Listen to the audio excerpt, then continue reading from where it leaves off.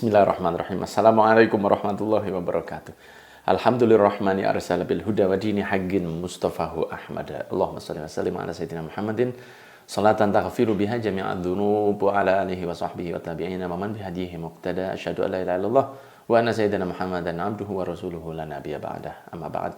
Santri Pondok Sanad yang dirahmati oleh Allah, santri Pondok Sanad yang insya Allah dicintai Nabi Muhammad SAW.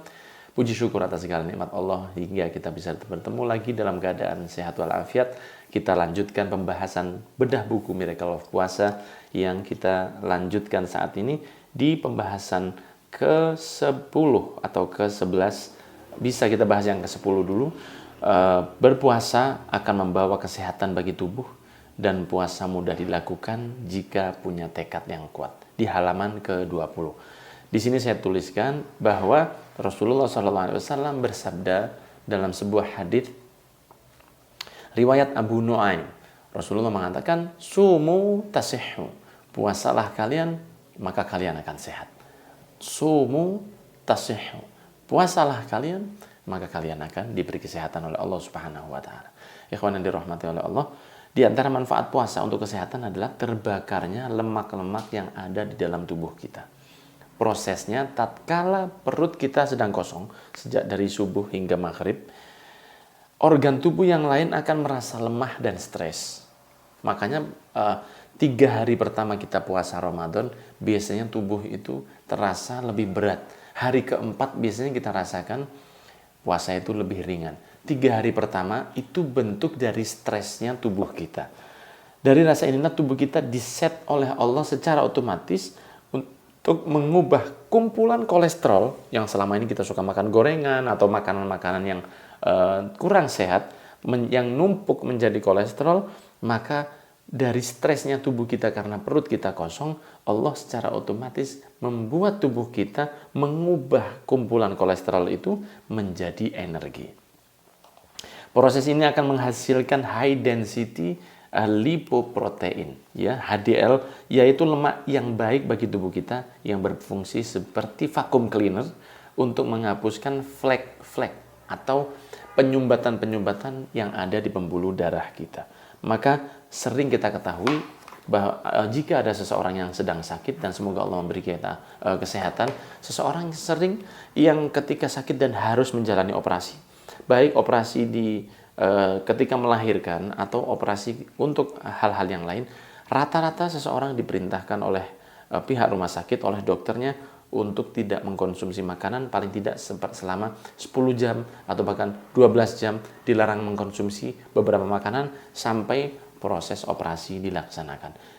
Di antara keutamaannya adalah agar tubuh si pasien menjadi normal terlebih dahulu sebelum dioperasi. Agar normal hipertensinya jika dia memiliki hipertensi atau darah tinggi, agar normal gula darahnya jika dia mengidap diabetes, agar normal kolesterolnya, agar normal semua penyakit yang ada di dalam tubuhnya dengan puasa sekitar 10 atau 12 jam sebelum operasi dilaksanakan.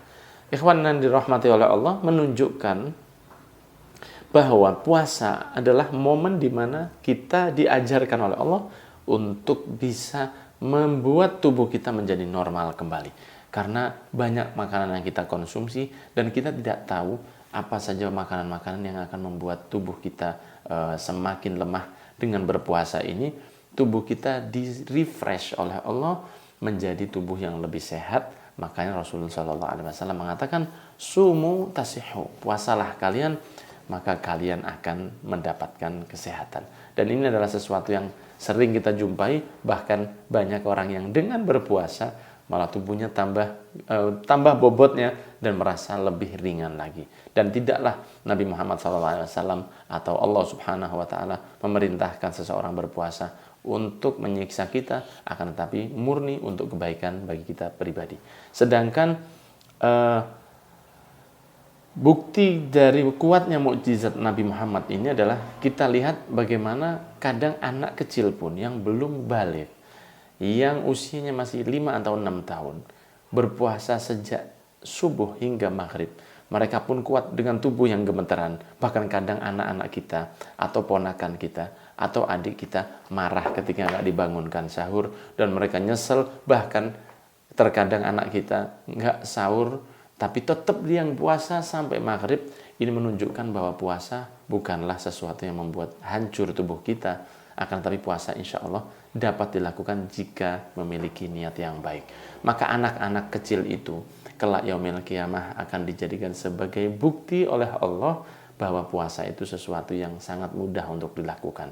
Dan itu akan menjadi hujjah, menjadi satu bukti, menjadi satu alasan akan dipertanyakan kepada orang-orang yang sudah dewasa, yang memiliki fisik yang kuat. Ketika mereka enggak puasa dan dengan alasan tubuhnya capek atau yang lain, ketahuilah anak-anak kecil itu akan menjadi saksi kelak bahwa kami saja yang belum wajib, bahwa kami yang tubuh kita belum mampu, bahwa kami yang masih lemah mampu untuk puasa.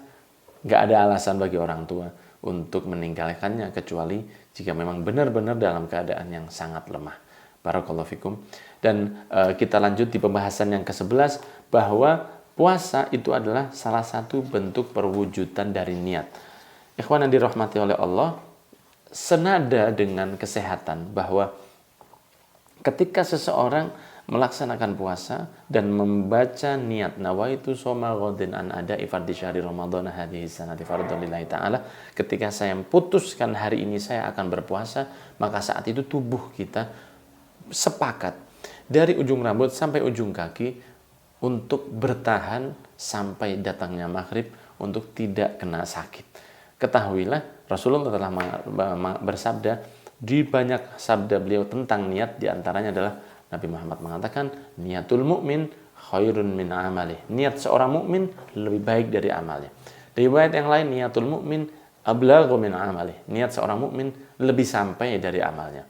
Di hadits Sahih Bukhari Muslim Rasulullah bersabda innamal a'malu binniyat. Amal tergantung dari niatnya. Dalam puasa ini ada satu yang istimewa perwujudan niat ketika seseorang mengatakan nawaitu shoma ghadin an ada'i fardhi syahri ramadhana hadhihi sanati fardhan lillahi ta'ala, maka tubuhnya menjadi kuat dan hingga datangnya maghrib jarang dari kita yang kena masuk angin, jarang dari kita yang kena sakit lambung, jarang dari kita yang terkena tubuhnya lemah dan lain sebagainya. Ketahuilah ini beda banget dengan kita yang katakanlah jam 5 pagi setelah sholat subuh kita mengkonsumsi minum kopi atau makan makanan biskuit ringan, kemudian jika kita nggak makan apapun sampai jam 3 sore, jika kita tidak sedang puasa, umumnya kita akan lemah, mungkin masuk angin, tubuh kita jadi nggak ada kekuatan dan lain sebagainya. Akan tapi beda dengan puasa. Sejak datangnya subuh hingga datangnya maghrib, kita mampu melaksanakannya dan jarang sekali, mungkin 1 in a million, 1 dibanding 1.000.000 orang yang kena masuk angin gara-gara berpuasa. Atau bahkan nggak ada sama sekali. Kenapa nggak masuk angin? Seperti ketika seseorang nggak makan di hari-hari selain puasa, ketika dia tidak mengatakan nawaitu shoma ghadin hingga akhir, inilah bentuk dari niat. Di mana ketika seorang mengatakan niatnya dan dia mengatakan itu menyadari dengan hatinya, dia niat untuk berpuasa, maka tubuhnya akan terbantu memberi kekuatan untuknya. Maka dari hal ini perbaikilah niat kita. Tidak hanya untuk berpuasa, perbaiki niat kita dalam menjalani hidup, perbaiki niat kita dalam menjalani syariat, perbaiki niat kita ketika bekerja, perbaiki niat kita ketika melaksanakan kehidupan zahir wa batin, maka insya Allah Allah akan memberi kekuatan, Allah akan memberi adaptasi yang kuat kepada kita, sebagaimana seseorang yang nggak makan dari subuh hingga maghrib, kuat dengan niat yang dia ucapkan, maka Allah akan memberi kita kekuatan dalam menjalani kehidupan ketika kita memiliki niat yang baik untuk membahagiakan Nabi Muhammad dan untuk mendapat ridha Allah Subhanahu wa ta'ala. Barakallahu fikum. Semoga kita dijadikan oleh Allah orang yang tahu bagaimana caranya menjalankan kehidupan dengan niat yang baik dan diberi kesehatan dengan puasa itu. Barakallahu fikum. Sallallahu ala sayyidina Muhammadin wa ala alihi wa sahbihi wasallam. Walhamdulillahirabbil alamin.